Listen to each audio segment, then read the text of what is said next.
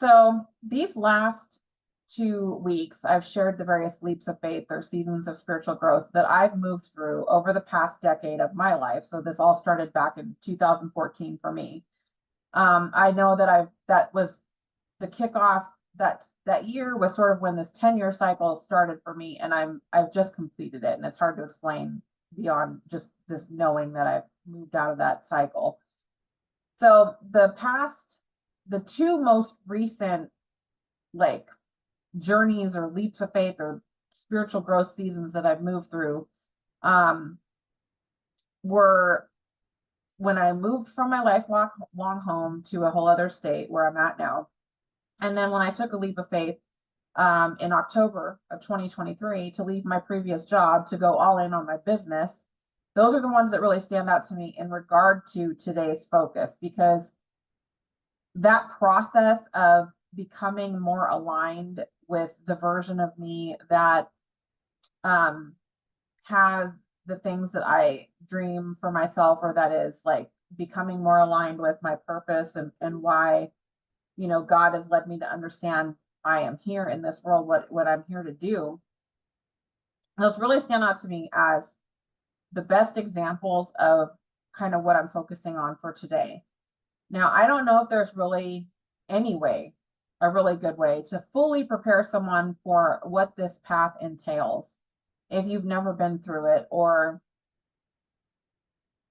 maybe you've been through something like it, but you may not have necessarily had to go to some of the depths, or maybe you just weren't as conscious of it, for example, is another way that might have played out for you.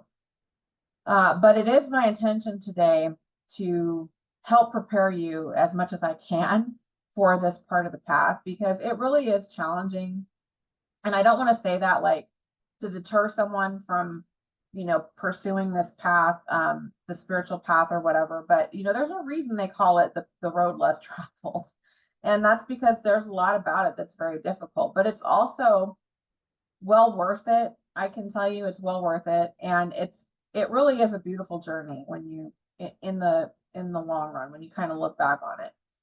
But there have been definitely times where I've questioned myself, questioned God, my intuition, all of those things as I've moved through this. So let's get into it.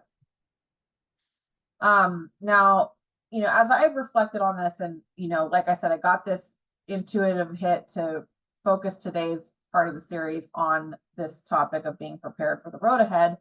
It's also very deep, and so I did my best to try to not to get too deep or too complicated, but to give you enough to give you a sense of, what you're going to encounter and what this path is going to look like at points as you move through it. The key takeaway for today is really very simple. It's be prepared to lose a lot and be prepared for it to be painful. I wish there was a prettier way to sum it up, but there's not really. Now, this might sound alarming, but that's not my intention. It's just that it's necessary. It's a necessary part of it. And it's because as you grow in the spirit, you have to die to your flesh. It's like this a separation process, I guess, is a good way to kind of think about it, right? So we are mainly conditioned to kind of be of the physical world, right? Like we identify with things like our name, and we have a personality, and who we're friends with, and our community, and our likes and dislikes, and all these different things. But those are really just elements and aspects of your physical body, but it's not, it's not necessarily your spirit, and it's not the spiritual part of you.